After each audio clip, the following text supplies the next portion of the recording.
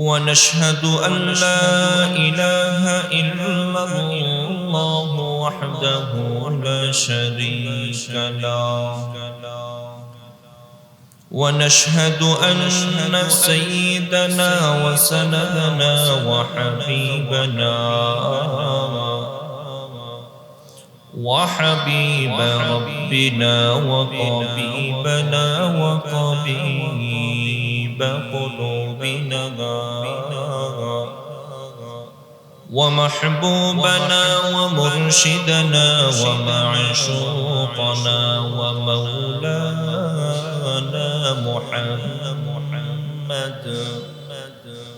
محمدا عبده ورسوله الذي نزلت به السكينة علينا وعليه أنفسنا وأهلينا فدينا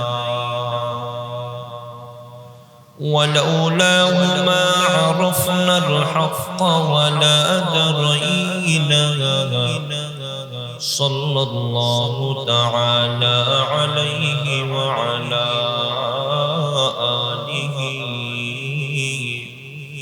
وأصحابه الذين شهدوا بدرا وحنينا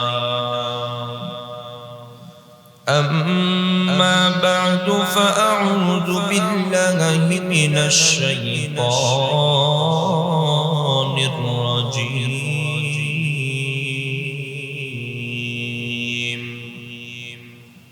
بسم الله الرحمن الرحيم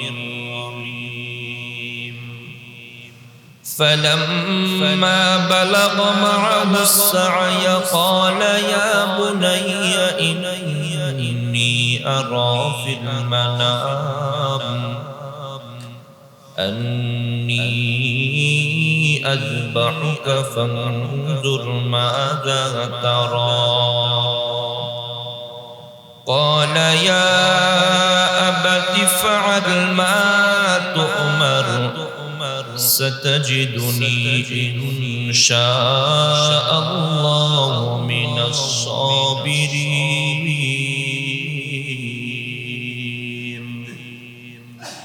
فلما أسلما وتله للجبين وناديناه أن يا إبراهيم قد صدقت الرؤيا إنا كذلك نجزي المحسنين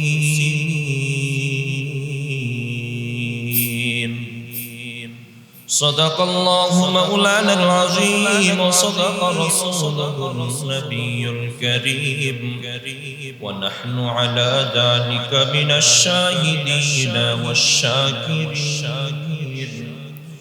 والحمد لله رب العالمين اللهم صل على محمد وعلى آل محمد كما صليت على إبراهيم وعلى آل إبراهيم إنك حميد مجيد اللهم بارك على محمد وعلى آل محمد كما باركت على إبراهيم وعلى آل إبراهيم إنك حميد مجيد مومن جو فدا نقش کفے پائے نبی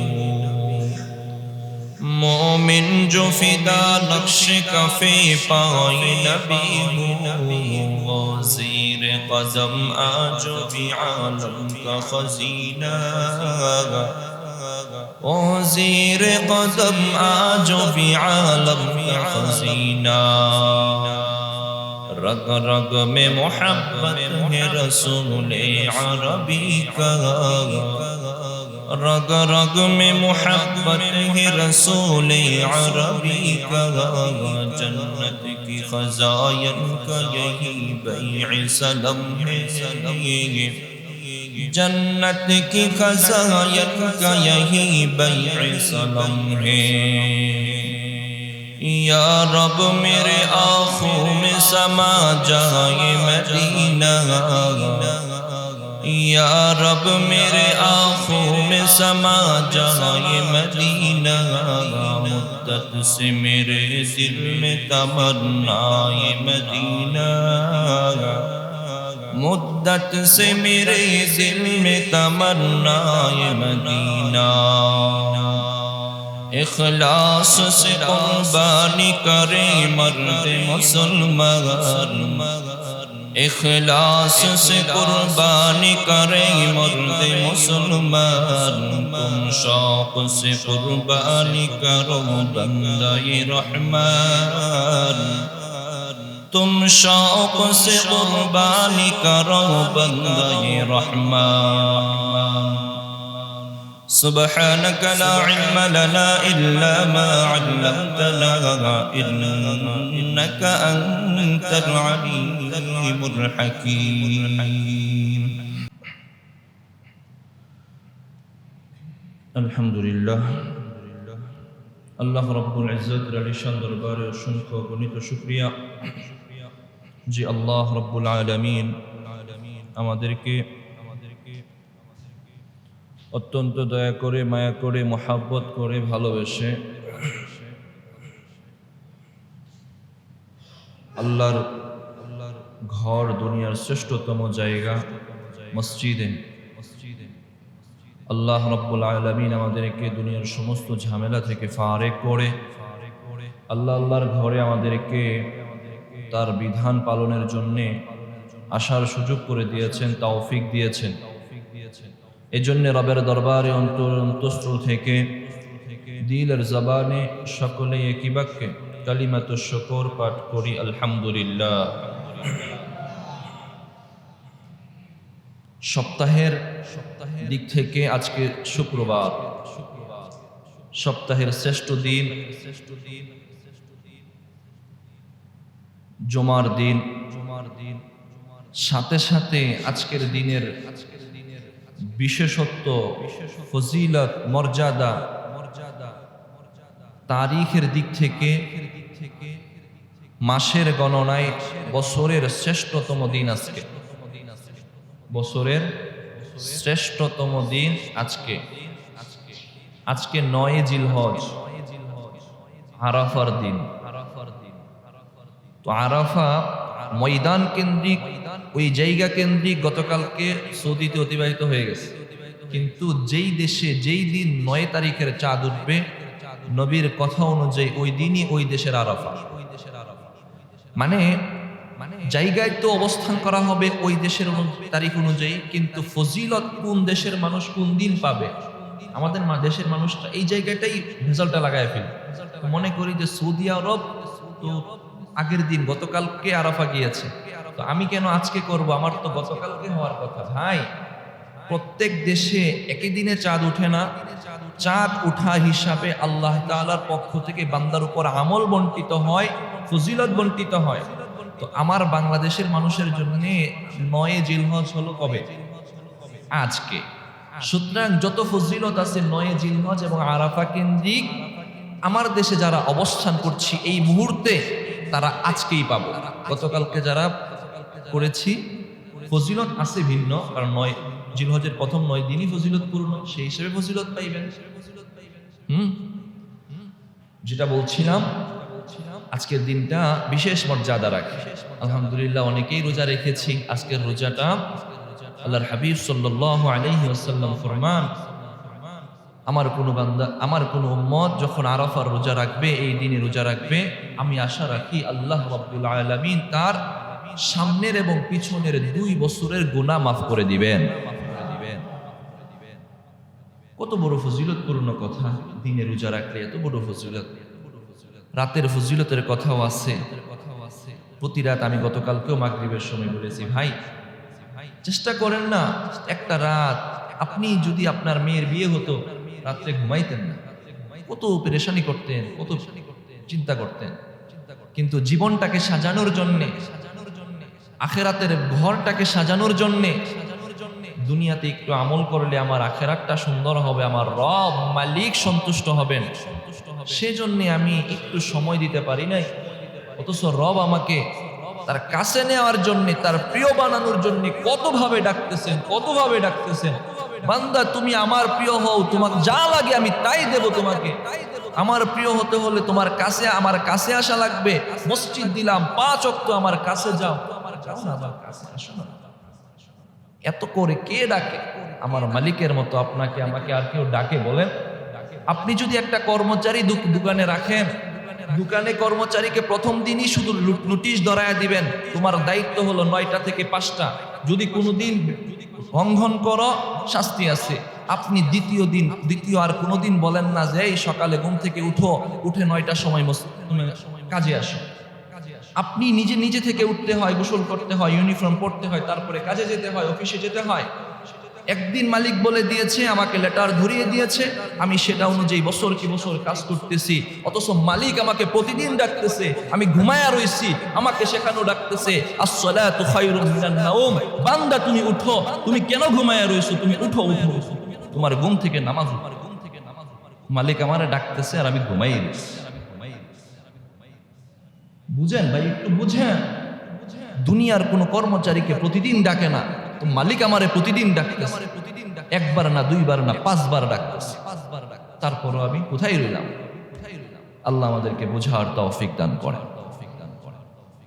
এই শ্রেষ্ঠতম দিন আল্লাহ দিলেন, বান্দা যেন পিছায়া না যায়।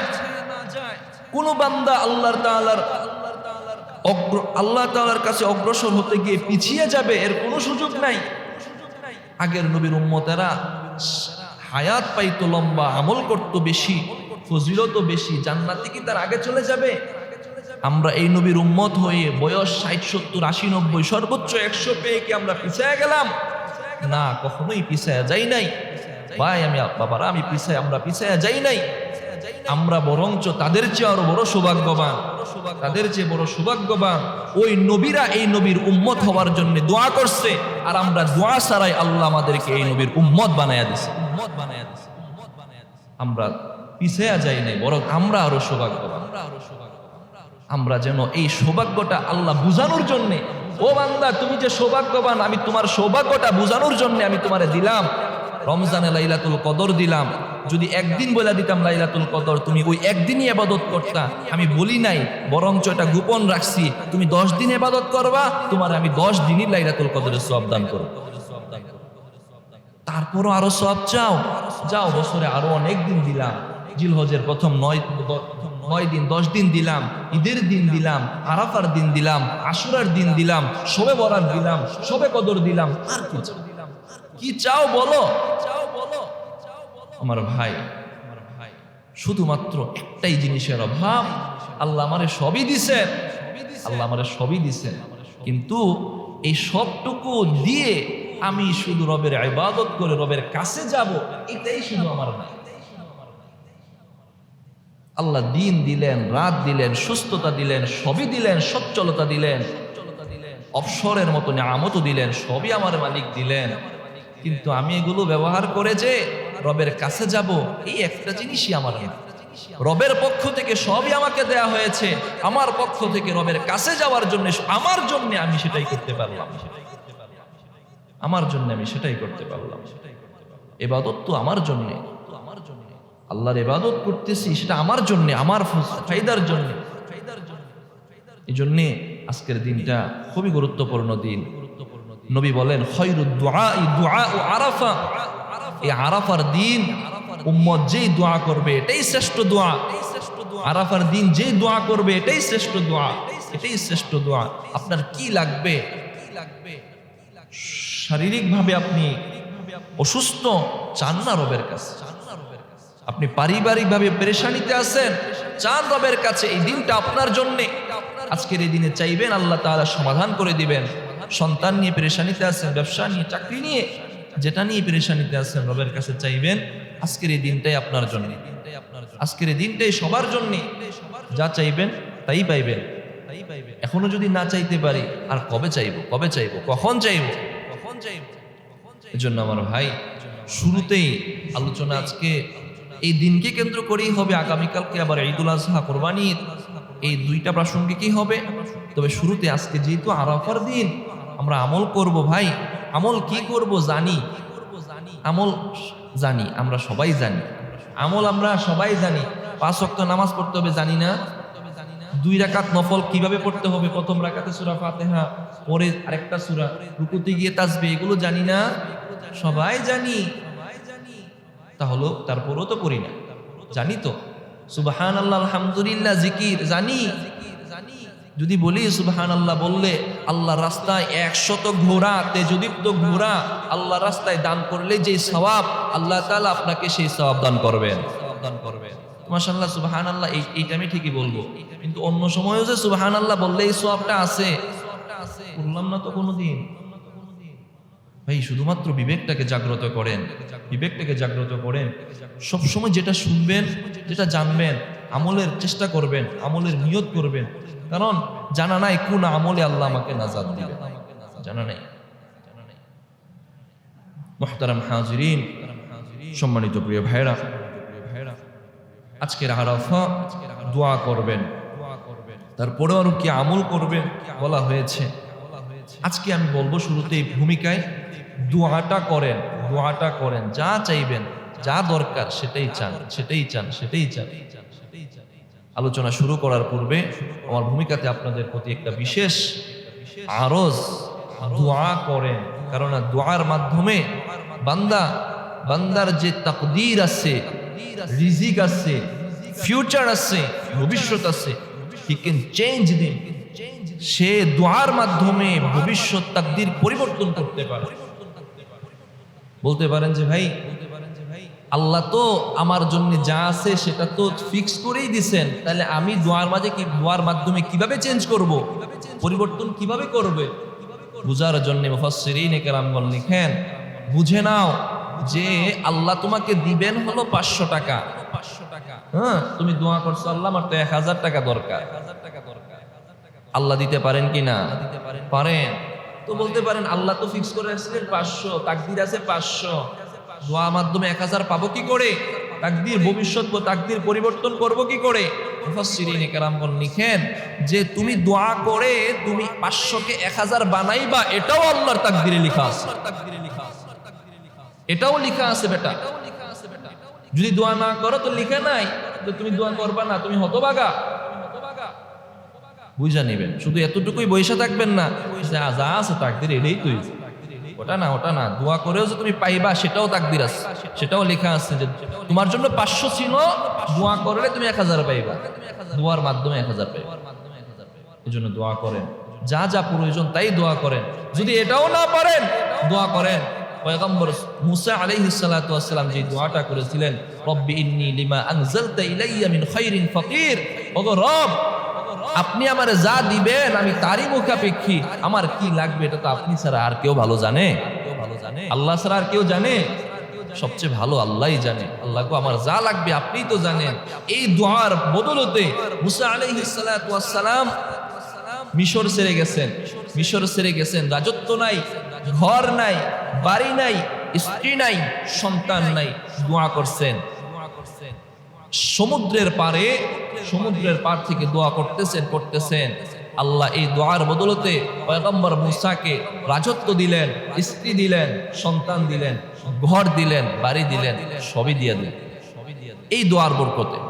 রব্বি ইন্নী লিমা আনজালতা ইলাইয়া মিন খাইরিন ফাকির। দোয়াটা বড়ই চমৎকার। অর্থ হলো, আল্লাহ আমি আপনার কাছে কোন জিনিসের মুখাপেক্ষী, আমার কি লাগবে এটা আপনিই ভালো জানেন। সুতরাং আপনি যখন জানেন আমি ওইটাই চাইতেছি, আপনি যেটা জানেন ওইটাই আমার দেন, আমি জানি না কিছু। এই জন্য দোয়া করবেন। আজকে দোয়া কবুল হবে, ব্যাস, কোনো সন্দেহ নেই, কোনো সন্দেহ নেই। আপনি চাইতে পারলে কবুল হয়ে যায়। মুহতারাম আমার ভাই, চলেন আজকে মূল আলোচনায় প্রবেশ করা যাক।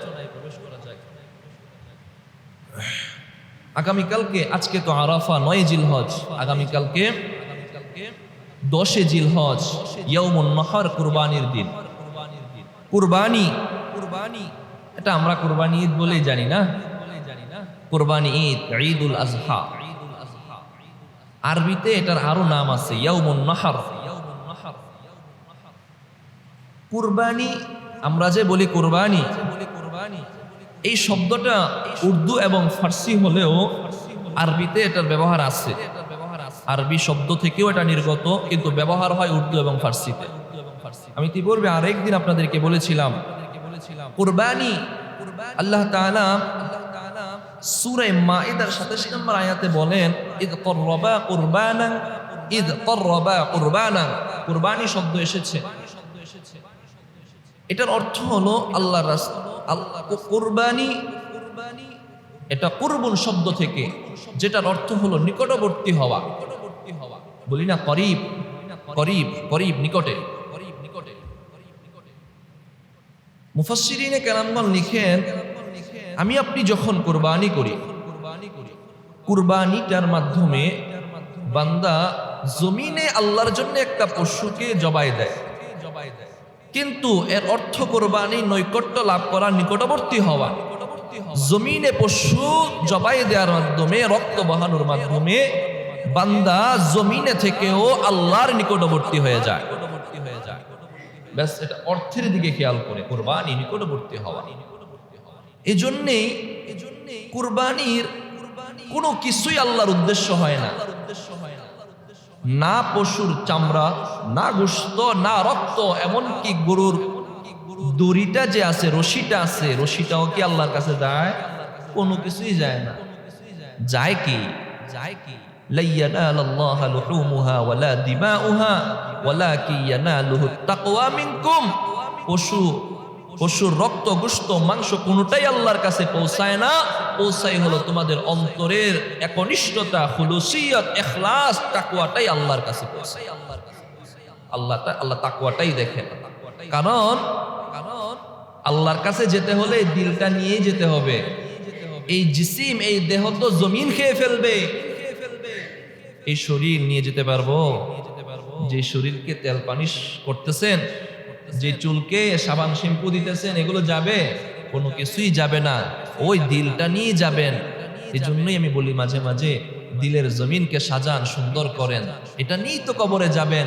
আপনার দুনিয়ার যা আসবাবপত্র আছে সব তো আপনার পরিবার একটা একটা করে খুলে রেখে দিবে। আপনার আংটিটা, চুরি, আপনার যে ঘড়িটা, এটাও তো আপনার থেকে খুলে রেখে দেওয়া হবে। কি নিয়ে যাবেন? কবরে যখন যাবেন শরীরটা নিয়ে, এই শরীরটাও তো পচে গলে শেষ হয়ে যাবে। থাকবে শুধু অন্তর, যে কলবটা আছে, এই কলবটা নিয়ে আপনার রবের সামনে দাঁড়াতে হবে। আল্লাহর কাছে ইবাদতের মুখ্য উদ্দেশ্য হলো এটাই, ইন্নাল্লাহা লা ইয়ানজুরু ইলা সুওয়ারিকুম বাল ইলা কুলুবিকুম। আল্লাহ তাআলা বান্দার চেহারা, বাহ্যিক অবয়ব এটা দেখেন না, আল্লাহ দেখেন অন্তরটা, কলবে কি আছে, কলবে কি আছে সেটাই আল্লাহ দেখেন। এজন্য কোরবানির প্রথম উদ্দেশ্যই হলো তাকওয়া অর্জন করা, তাকওয়ার মাধ্যমে আল্লাহকে সন্তুষ্ট করা, দিলটাকে খুলুসিয়ত, একনিষ্ঠভাবে রাখা। মুহতারাম আমার ভাই, এজন্যই প্রথমেই নিয়ত করে ফেলেন। গরু যত দিয়েই কিনছেন, যতই নিয়েছে, যদি 50,000 টাকার গরুর এবার দাম বেশি হয়ে 1 লাখ টাকাও হয়, তাহলে বলবেন আলহামদুলিল্লাহ, আমি আল্লাহর জন্যই দিচ্ছি।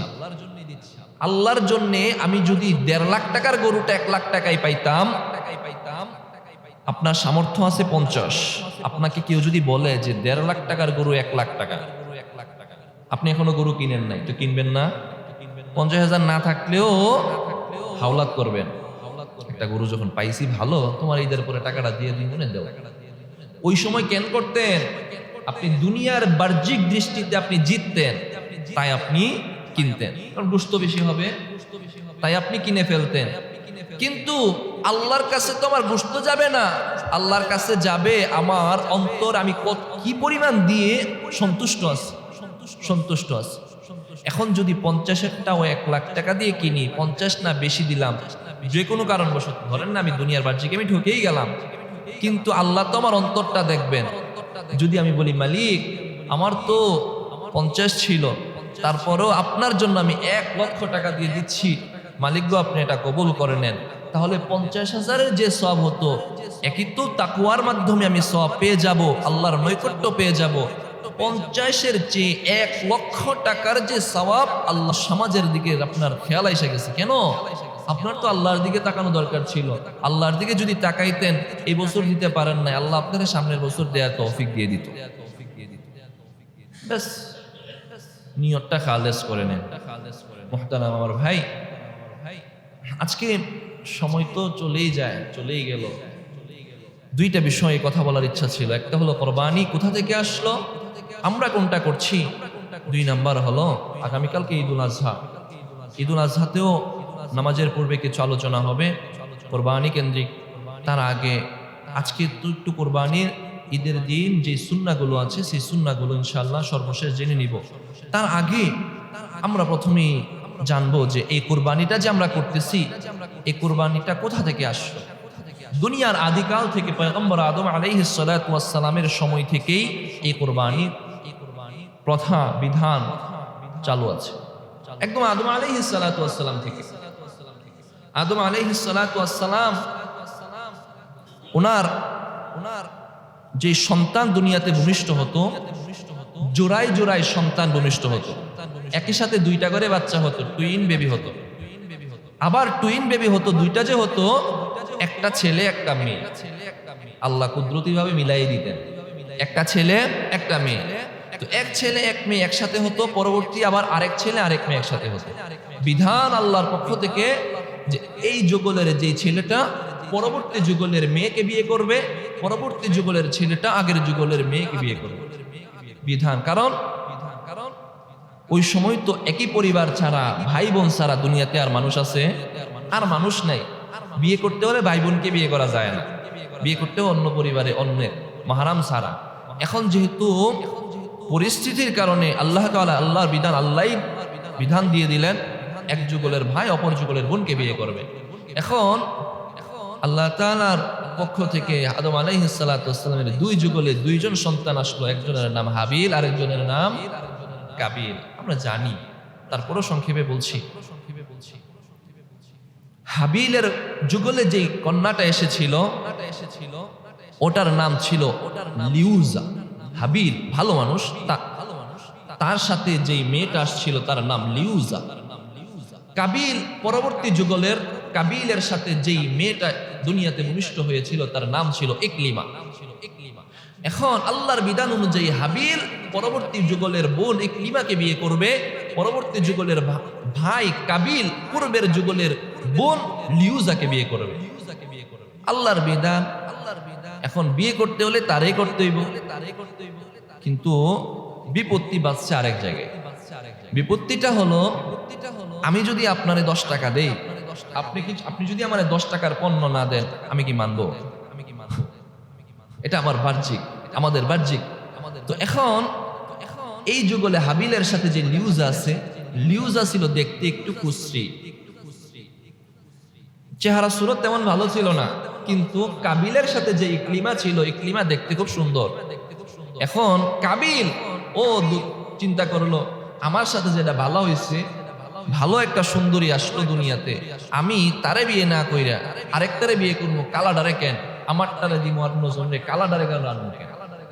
তা আমি কালাডারে করবো না বিয়ে, আমি কালাডারে বিয়ে কইরা সুন্দরটারে দিয়ে দিব, এটা হবে না।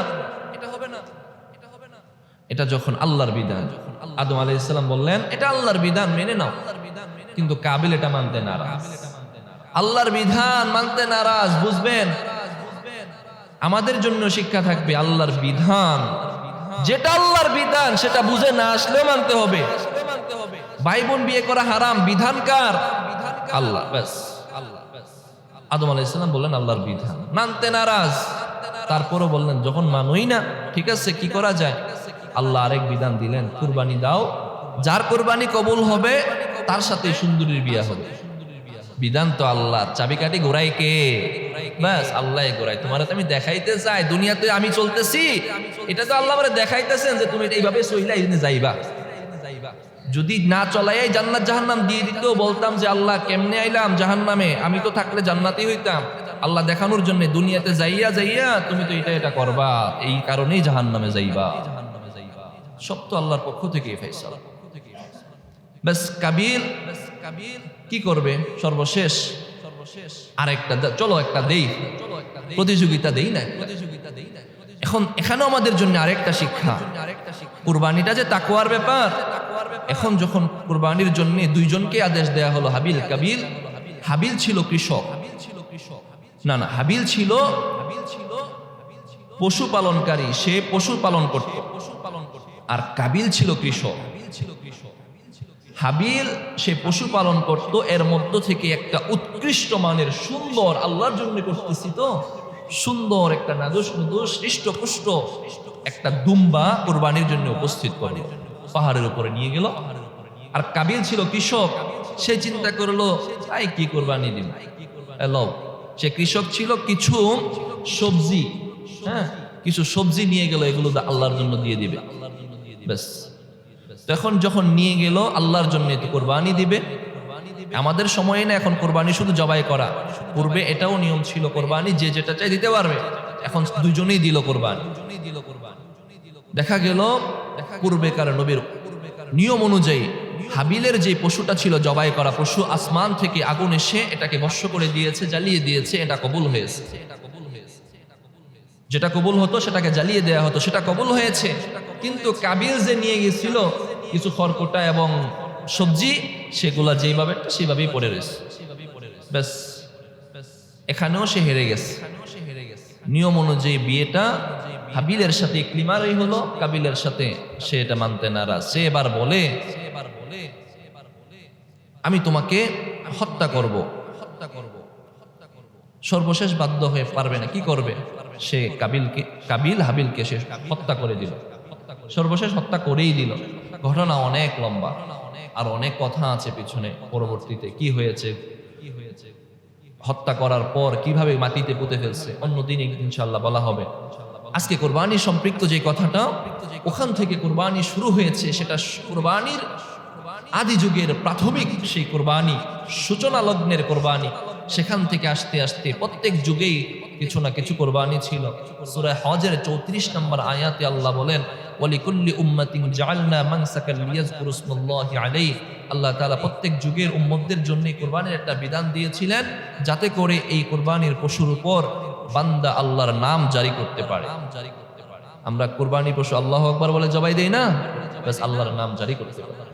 এইভাবে চলতে চলতে আস্তে আস্তে আজ থেকে 4000 বছর আগে দুনিয়াতে একজন পয়গম্বর ছিলেন, যিনার নাম হলেন পয়গম্বর ইব্রাহিম আলাইহিস সালাতু ওয়াস সালাম।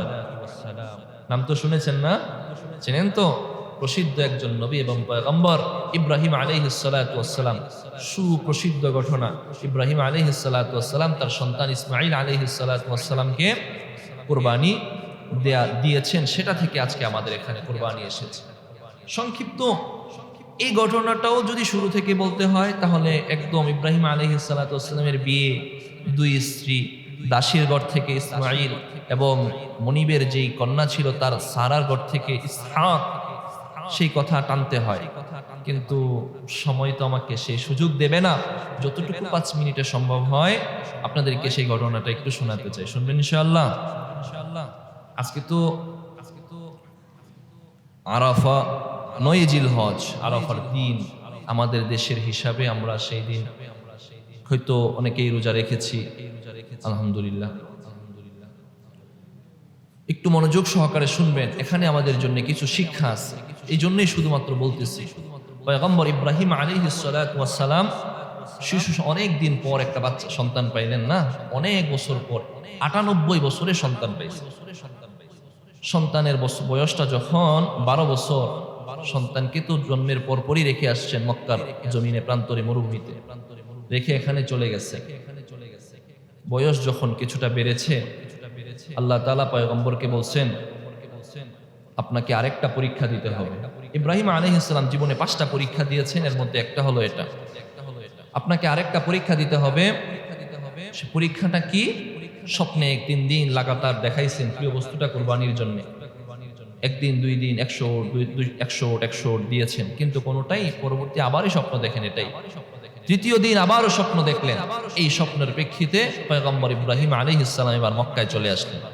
এসে এবার যা বলতেছেন চলেন না কোরআন থেকে শুনি। সূরা সফাতের 102 নম্বর আয়াত থেকে আল্লাহ সেই ঘটনাটা কিছুটা ইঙ্গিত দিচ্ছে। কোরআনের আরো জায়গায় আছে, আল্লাহ বলেন বিসমিল্লাহির রহমানির রহিম فلما بلغ معه السعي قال يا بني إني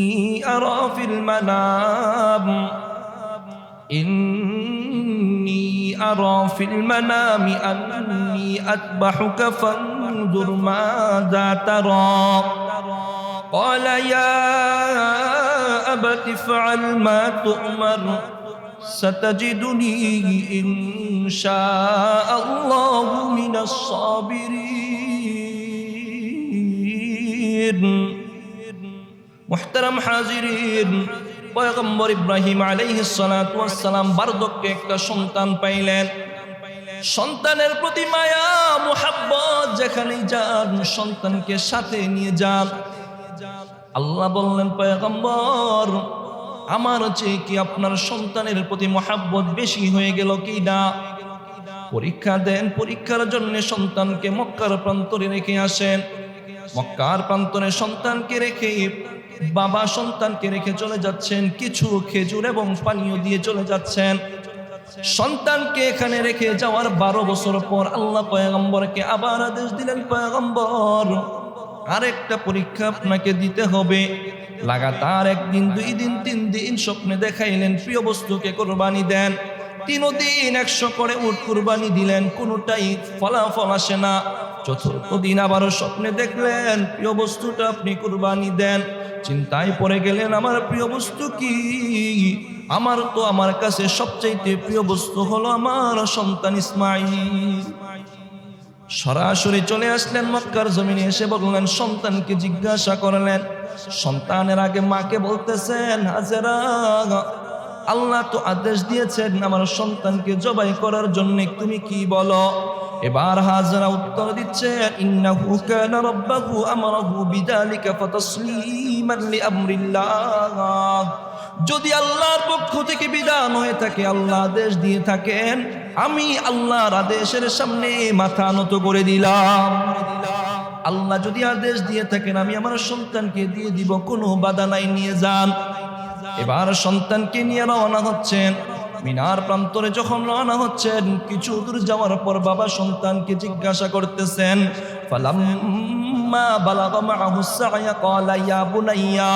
বাবা পয়গম্বর ইব্রাহিম সন্তানকে বলতেছেন ও আমার আদরের সন্তান, ইন্নী আরা ফিল মানামি আন্নী আযবাহুকা, আমি স্বপ্নে দেখলাম আমি তোমাকে জবাই করতেছি। ফানজুর মাযা তারা, এই ব্যাপারে তোমার কি অভিমত? ও সন্তান, 12 বছরের একটা সন্তানকে বলা হচ্ছে তোমাকে জবাই করা হবে, তুমি কি বলো? জবাইয়ের কথা শুনলে ঠিক থাকবো নি? দুনিয়ার কোনো সাধারণ সন্তান হলে কোনোদিন ঠিক থাকার কথা নয়, কিন্তু এই সন্তান তো আল্লাহর পক্ষ থেকে ভবিষ্যতের পয়গম্বর। আল্লাহ যখন এই সন্তানকে সুসংবাদ দিয়েছিলেন, তখন সুসংবাদ দিয়েছিলেন ফাবাশশারনাহু বিগুলামিন হালিম। ওগো পয়গম্বর ইব্রাহিম, আমি আপনাকে ধৈর্যশীল সন্তানের সুসংবাদ দিচ্ছি। ধৈর্যশীল কোন সময়? এই যে জবাইয়ের সময় এসেও বলবে বাবা আপনি যখন আমারে জবাই করবেন, সাতাজিদুনি ইনশাআল্লাহু মিনাস সাবিরিন, যেহেতু আল্লাহর পক্ষ থেকে আপনার উপর বিধান এসেছে আমাকে জবাই করার, আল্লাহর বিধান পালন করতে গিয়ে আমি আপনাকে ধৈর্যশীলের পরিচয় দেব, আমাকে আপনি ধৈর্যশীল পাবেন। ও আমার ভাই, কেমন ধৈর্যশীলের পরিচয় পয়গম্বর ইসমাঈল দিয়েছিলেন। পয়গম্বর ইসমাঈল আলাইহিস সালাতু ওয়াস সালামকে যখন শোয়ানো হলো, বাবা ছুরিটাকে ভালো করে ধার দিয়ে সন্তানকে যখন শোয়াইলেন, আল কাফি ফিত তারিখের মধ্যে লম্বা ঘটনা এসেছে। শিশু সন্তান ইসমাঈল বাবাকে বলতেছেন বাবা আমাকে যখন জবাই করবেন আমার 4টা শর্ত আছে। 1 নম্বর শর্ত হলো আমাকে যখন শুয়াইবেন আমার হাত পা ভালো করে বেঁধে নিবেন, কেননা জবাই হলো অনেক কঠিন একটা কাজ। জবাই করতে গিয়ে যদি আমার হাত পা নড়ে যায় আপনার জবাই করতে কষ্ট হবে, আল্লাহর বিধান আপনাকে পালন করতে কষ্ট হয়ে যেতে পারে। আমার হাত পা বেঁধে নিবেন যেন জবাই করতে সহজ হয়। 2 নম্বর আমার শর্ত হলো আমাকে যখন শুয়াইবেন আমার চক্ষুটা বেঁধে নিবেন, আপনার চক্ষুটাও বেঁধে নিবেন। বাবা গো আমি সন্তান, আপনি বাবা, বাবার সন্তানের প্রতি অনেক মায়া আছে, মোহাব্বত আছে। বাবা যদি সন্তানকে চোখে দেখতেছে, সন্তানকে জবাই করে ফেলতেছে, যদি এটা দেখে হয়তো চোখের মায়ার কারণে আপনি জবাই থেকে ফিরে আসতে পারেন, মায়ায় হয়তো আপনি আমাকে জড়াইয়া ধরতে পারেন, অথবা আমিও আপনাকে জড়াইয়া ধরতে পারি, হয়তো আল্লাহর বিধান থেকে দূরে সরে যাওয়া হবে। বাবা গো আপনি আপনার চক্ষুটাও বেঁধে দিবেন, আমার চক্ষুটাও বেঁধে দিবেন, যাতে আল্লাহর বিধান পালনে সমস্যা না হয়। বাবা গো 3 নাম্বার আমার শর্তটা হলো যে ছুরিটা দিয়ে জবাই করবেন ছুরিটা ভালো করে ধার দিয়ে নিবেন। ছুরিটা যদি ভালো করে ধার না হয় তাহলে জবাই করতে আপনার কষ্ট হয়ে যেতে পারে। 4 নাম্বার শর্ত হলো আমাকে জবাই দেওয়ার পর আমার যে কাপড়টা আছে রক্তমাখা কাপড়, বাবা গো আমি দেখেছি আপনি যখন ছিলেন না আমার মা আমার জন্য অনেক কষ্ট করেছে, আমার মার কাছে আমার রক্তমাখা কাপড়টা দিয়ে দিবেন, হয়তোবা আমার মা আমার শোকটা আমার কাপড়টা দেখে নিবারণ করবেন। শিশু 12 বছরের সন্তানে 4টা শর্ত দিয়ে দিয়েছে। দুনিয়ার ইতিহাসে কত বড় একটা অধ্যায় রচিত হতে হতে যাচ্ছে। বাবার হাতে সন্তান, বাবার হাতে সন্তান জবাই হচ্ছে, কোরবানি হচ্ছে। ফেরেশতারা আল্লাহর কাছে দোয়া করছে, আল্লাহ দুনিয়ার ইতিহাসে কেমন এক কলঙ্কের অধ্যায় রচিত হচ্ছে, বাবার হাতে সন্তান জবাই হয়ে যাচ্ছে গো আল্লাহ, আপনি আপনার পয়গম্বরকে এ থেকে বিরত রাখেন গো আল্লাহ, আপনি বিধান পাল্টে দেন। আল্লাহ ফেরেশতাদেরকে ওই দিনও বলেছিলেন, ও আমার ফেরেশতারা আমি যা জানি তোমরা তা জানো না। পৃথিবীর ইতিহাসে দুনিয়ার আসমান জমিন মাখলুকাতুল কায়নাত সবকিছু 2 বার কেঁদেছিল। একবার হলো পয়গম্বর ইব্রাহিম আলাইহিস সালাতু ওয়াস সালামের ছুরির নিচে যখন শিশু সন্তান ইসমাঈল, আসমানও কাঁদে জমিনও কাঁদে, গাছপালা পশু পাখি লতাবৃক্ষ পশু পাখি সবকিছু কাঁদতেছে। ফেরেশতারাও আল্লাহর কাছে দোয়া করেছে, আল্লাহ আপনার পয়গম্বরের বিধান আপনি পাল্টে দেন। একদিন হলো তখন, অপর আরেকদিন হলো যখন ইউসুফ আলাইহিস সালাতু ওয়াস সালামকে তার ভাইয়েরা কূপের মধ্যে নিক্ষেপ করেছিল। কূপের মধ্যে নির্জনতা, যেই কূপের মধ্যে ফেললে একটা বাচ্চা সাঁতার জানে না মরে যাওয়ার কথা, ওই কূপে যখন শিশু ইউসুফকে কূপে নিক্ষেপ করা হচ্ছে, ওই দিনও কুল কায়নাত মাখলুকাত সবাই কেঁদেছিল, আল্লাহর কাছে দোয়া করেছিল, আল্লাহ আপনি আপনার পয়গম্বর ইউসুফকে রক্ষা করেন। আল্লাহর সাথে সাথে জিবরিল আমিনের মাধ্যমে একটা পাথর কূপের মধ্যে দিয়ে ইউসুফকে ওই দিনও রক্ষা করেছিলেন। আজও যখন ইসমাঈল আলাইহিস সালাতু ওয়াস সালাম ছুরির নিচে শায়িত আছেন, আল্লাহ তাআলা জিবরিল আমিনকে বললেন, জিবরিল যান একটা দুম্বা নিয়ে যান। কোন দুম্বাটা নিয়ে যাওয়া হবে?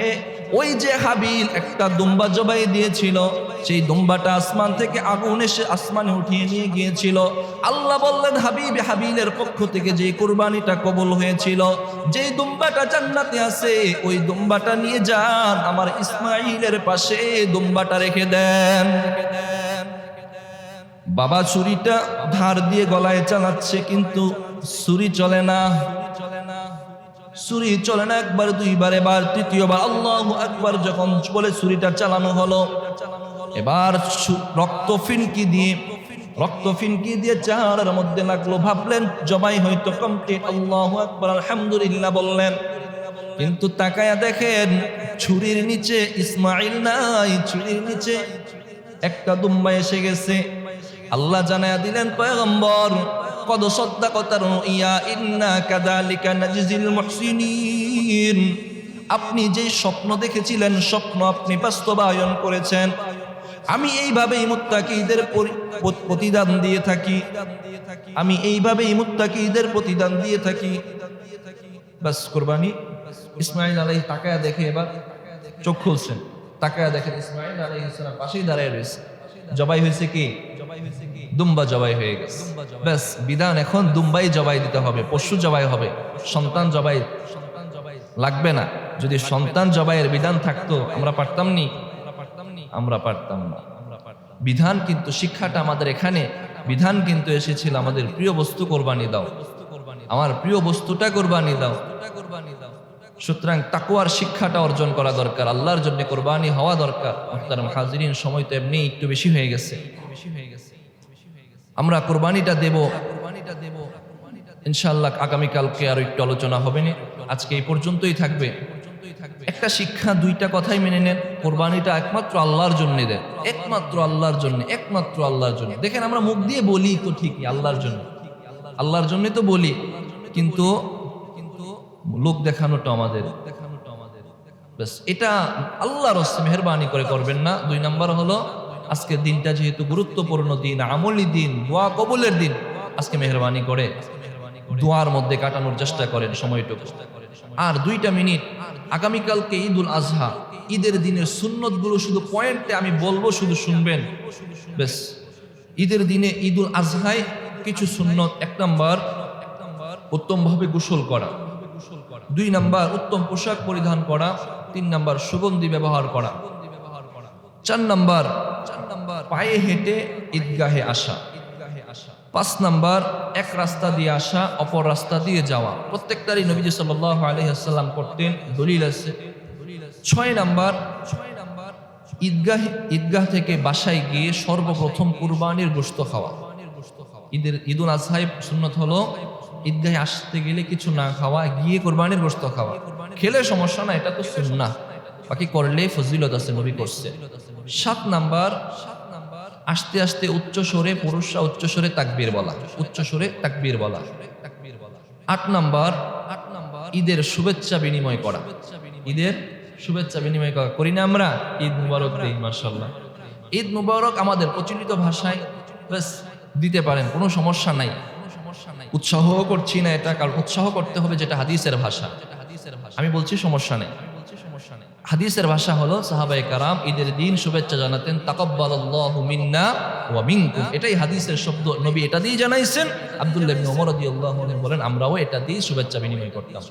বাকি এটাই আমি আপনাদেরকে উৎসাহ দিচ্ছি, শিখে নেন, তাকাব্বালাল্লাহু মিন্না ওয়া মিনকুম। এটা দিয়ে ঈদ মুবারক দেন না আপনারা, এটা দিবেন আজকে থেকে। এই হলো সুন্নাহগুলো। আরো কিছু সুন্নাহ আছে, এইগুলো ইনশাআল্লাহ ঈদের আগে আমরা পালন করব।